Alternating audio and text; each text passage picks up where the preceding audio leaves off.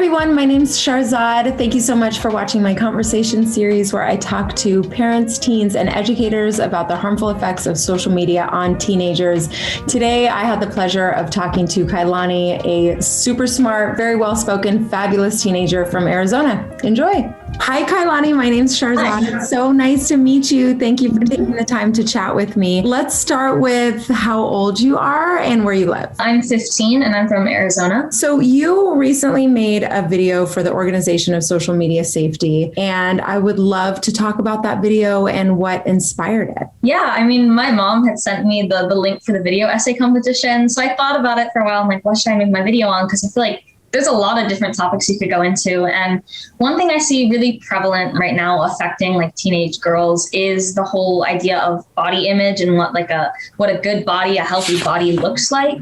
So I kind of just wanted to make just a little video really showing how fake like things like Instagram can be and how that's not really what real life is like. I'd love to talk about what your experience is like scrolling on Instagram and seeing sort of photoshopped, perfect, quote unquote, perfect looking men, women. How does that make you feel? I mean, it's so sad to me that this is what we're using social media platforms for, because this really, it doesn't benefit anybody other than big companies that are going to make money off of it. So when I'm scrolling, like a lot of the time, I pay more attention now just seeing like even just clothing lines, what kind of models they have, if it's diverse or if it's just like skinny, really like stick thin people. And that just makes me realize kind of like how the lack of normalization, I guess, around not being super thin. And even like on TikTok, like I'll just be scrolling through like the For You page and I'll see like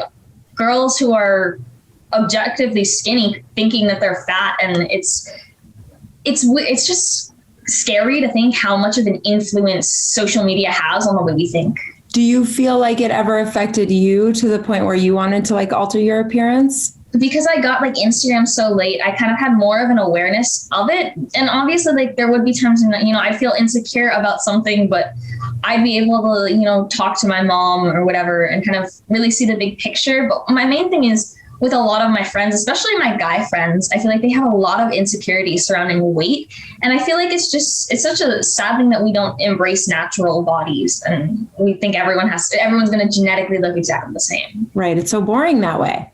Yeah. Do you feel like social media ever takes away from you socializing in real life? Yes, definitely. I feel like sometimes when I hang out with my friends, like we'll just be on our phones. Like a lot of the time, or my mom always jokes, we'll all be in the car and we'll be texting each other.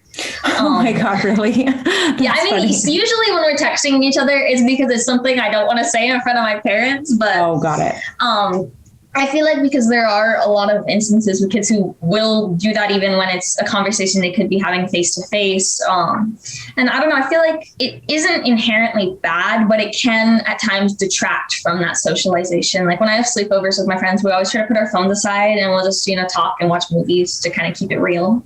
Yeah, that's great. Have you ever experienced anybody being mean to you online? Like, have you ever been the victim of cyberbullying? Yes. Are you okay to talk about that? Yeah. It was years ago, so I can talk about it. But there was some years ago. So you were really young then. Yeah. Well, like years ago, like 2 years, like when I had first gone Instagram, like because I first after the pandemic went back to school and everything, year and a half ago, I guess, because I'd be 7th, 8th grade. Okay. I don't know. Time is so I know time is weird, especially with COVID. Yeah. Yeah. I'm like, when? But I remember there was one boy who I had like used to be friends with or whatever, and he posted, and I just commented like joking about I think we had like sat together on the bus or something, and I just made some joke about that. And then he DM'd me and he just starts like insulting me because I had like used to like him or whatever, and then he like rejected me, and I'm like, okay, I thought we were still friends. Then he's like, oh, I bet you can't even do a push-up, and just calling me all these things. Because I used to eat lunch in the library in 7th grade, not because I didn't necessarily want to eat, but just because I preferred being able to like do my math homework there. But then he would make fun of me for that, like, oh, you probably don't even eat anything because you have no friends and you starve yourself, all this kind of stuff. And I'm like, it was disgusting that people feel comfortable saying these things because they have the screen to protect them. Wow, I'm so sorry that he said that to you. How did that make you feel in the moment? Because you said you were either 12 or 13 when that happened. Yeah, 13. That's really harsh. It was like a lot, but at that point I had a good kind of support system of friends around me. So I just screenshotted it and I sent them, and I'm like, look at what this guy said. And then we talked about it and how it was stupid, and then we all blocked him. So good. Did you ever have to see him around school? no, he goes to a different high school. So oh, good. I think about that a lot. Just like how cyberbullying, I don't know, can almost be more intense than bullying was when like I was in junior high or high school. And I don't know, maybe I'm wrong to think that, but with cyberbullying, it just doesn't end when you go home. Like it just sort of continues on in like perpetuity on the internet. Yeah. Did you feel comfortable? It sounds like you talked to your friends about it. Did you tell your parents about it? I honestly, I don't remember about that one, but there was one other instance of stuff that was said online it was like 10 times worse. And I do know I talked to my parents about that. It was on my Instagram. I had reposted like an article about a guy who had a guy from high school who had sexual assault allegations, and the football coach was ignoring them because he was the star quarterback. So like I reposted it to, spread the awareness information, and a boy responded to it, and he was like, I'd love to be in that guy's position right now. And I'm like, what? And he's like, yeah, like probably good scholarship, quarterback of the football team. And I'm like, you do realize he's allegedly, harassed and assaulted these girls. And the guy was essentially just saying like, that's a victim mindset. And that there's that consent is just like a concept, and all of these just like crazy things essentially invalidating any victim of sexual assault. And it baffled me, especially because I had to go back to school and be in class with him. Ew. It was just so uncomfortable to think that there are people out there who think those kind of things and then are okay making those comments online because they think it's fine. And the worst part was I showed my dean and counselor screenshots of it, but they couldn't do anything about it because it happened off campus. In general, do you feel like there's a lot of people you can talk to or go to if you are feeling like you're being harassed? Like, does your school offer that? It sounds like you have open communication with your mom, so that's great. But just like if somebody didn't have open communication with their parents or their guardians, do you think there's enough resources for teenagers to talk to somebody if they're getting harassed online? I don't think so. Okay. Because I feel like I'm a lot better off because I have really good relationship with my parents and I go to therapy, which helps a lot kind of getting through these things. But then if your parents like won't let you go to therapy, they don't believe in that kind of thing, your only other option is really the school counselors. And from what I've seen, it's just not beneficial. I actually, 2 weeks ago, I was at my district's board meeting telling them how we need more mental health resources because it's just something we're so deprived of, but we need so desperately. Oh, that's a bummer. So do you think that the apps could do a better job of keeping kids safe online? I think they could potentially, but I just think it's difficult for that to kind of be, that's something that they can, I don't know if they could like code that in or whatever, because ultimately a lot of it just depends on the decisions that kids make online. Because I know like Instagram has like a feature where it's like if someone you don't follow back DMs you, it like puts it in a different category. Yeah. So like this could be spam, but that doesn't necessarily stop anyone from doing anything. And then even if there are age restrictions, a lot of kids will lie about their age and bypass them. Yeah, I've been hearing there's like a lot of like other, secret ways to hide photos. And somebody was just telling me about some like calculator where you can hide photos, like all these things, which, as I'm an online person and I have been for so long and I'm still like, so I think I know a lot. And then I'm blown away by how much I don't know. I have 2 little kids, so I'm really curious about what their experience will be like when they're old enough to have their own accounts. Do you feel like it's possible to be a teenager without social media? Or is it just kind of like part of the generation? Obviously it's possible, but I feel like just so many of us have it that you almost feel like you're like missing out if you're, not on there. You can't see whatever people are posting. But I feel like, I don't know if Discord counts as social media, but like a lot of kids have that. Discord, it's like a messaging app. Okay.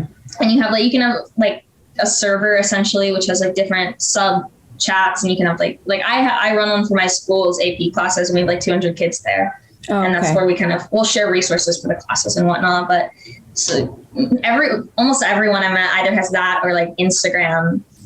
So you can be like connected online. So I feel like although it isn't necessary, it is a big part of being a teenager. Right. Like you'll be left out if you don't have it.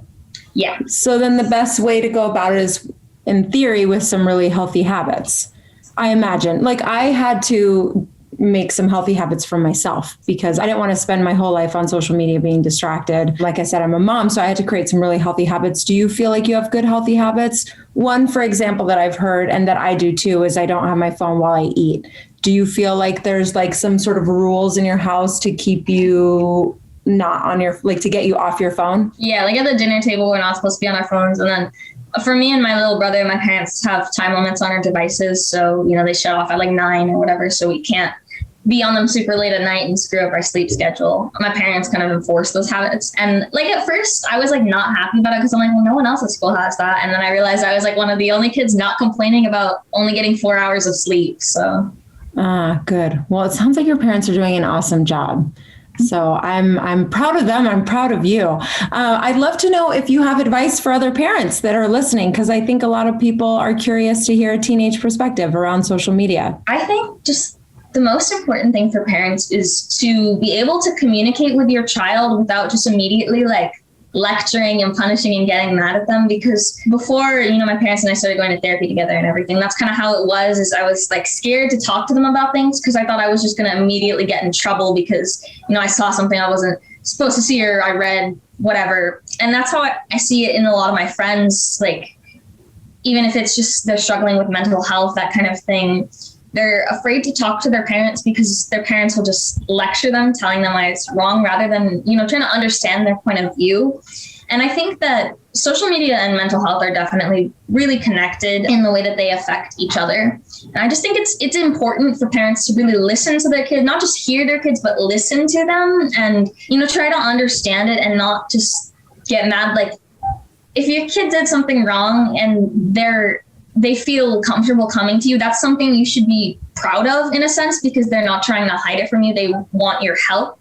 And I think that's not something kids should be punished for, but, obviously depending on what happened, there might be repercussions, but it shouldn't be parent against child. It should be parent and child against things on the internet that are, I feel like you're going to be an activist of something someday because you have such a great head on your shoulders and you're so well spoken at such a young age. I'm just really happy to talk to you.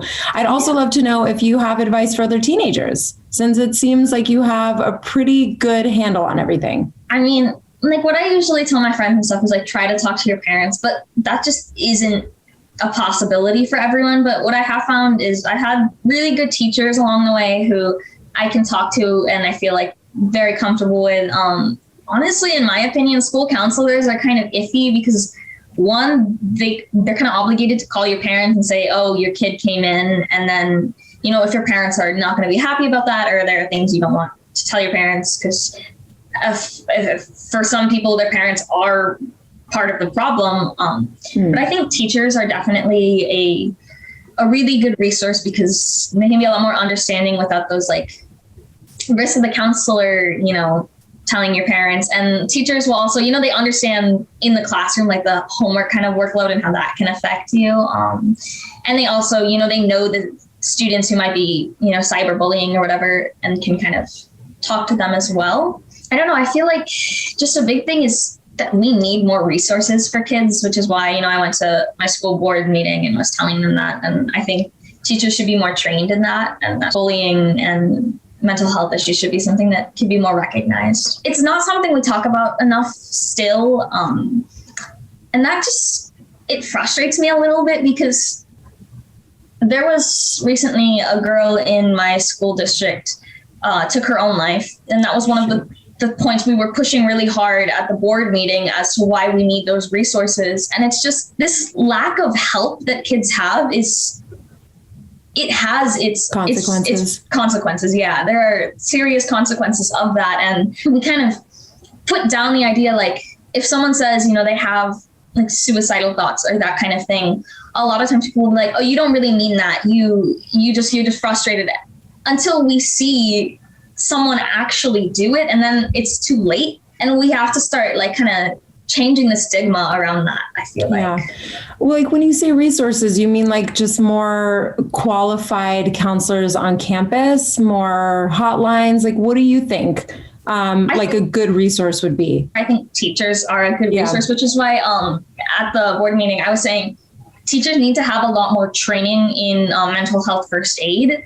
And they need to be able to kind of recognize the signs in kids, because I know I had a teacher in 8th grade a girl was having a panic attack in class and he made fun of her. Oh. And it was unbelievable. And I just think that it's very important that teachers are able to kind of recognize those signs, because if your parents at home aren't there to support you, the other place that you spend the most of your time at, the adults there should be able to help you. So teachers being trained in just sort of understanding the signs of mentally unstable person. Do you feel like a lot of people in your school are like kind of anxious or depressed or like struggling? Oh my gosh. Yeah. Really? Bummer. Shoot. Like, I feel like I could almost say it like majority. I don't know if I'd say a majority, but a very big amount, because I've had some serious struggles of my own, and I've worked through those. I go to therapy, like I said, but that makes it really easy for me to kind of empathize with people and kind of tell how they're feeling. And so I can kind of see it in people pretty early on when they feel that like a certain kind of way, and people generally they'll open up to me because I know what to say, because I just repeat what my therapist says sometimes. But just the amount of people who have had to open up to me about that, it's terrible. Because I feel like, I'm not going to say every kid, but almost every kid has thought about it at some point. Talking about mental health can have its ups and its downs in a way, because if we are going too in detail about these methods, or we're talking about these things, but not these issues, and not providing solutions to them, it gives kids that idea and doesn't help them actually deal with it. Right. So part of that destigmatizing mental health is not just saying, oh, this is normal if you feel like this, if it's like suicide and self-harm, those kind of things, like not just talking about them, but talking about how to deal with them and how to solve them. Because part of the issue in like the increase in kids who, they self-harm or they have suicidal ideation type issues is because, we're more exposed to it on the internet. I even myself can vouch that just exposure was part of the issue in some of my stuff. Some of your harder times. Ouch. Yeah. Well, anyway, I think we covered a lot of really good stuff, Kailani, and I'm really, really, really grateful that I got a chance to talk to you. So thank you for everything. And like I said before, I think you have a very bright future. It was so good to meet you. Thank you. You too. Thank you so much for watching this episode. I hope you enjoyed it. As always, I encourage you to check out the Organization of Social Media Safety. They offer a fabulous super course for parents. So parents can be armed with all the knowledge on how to keep their teens super safe online. It's a free course. I loved it. I took it. It's thorough. It goes over everything that you could possibly need to know. You can check out the Organization of Social Media Safety website. I'll put a link to it in the description or in the show notes, wherever you're hearing this, watching this, there should be a link. That's all for today. I'll see you guys next time. Bye.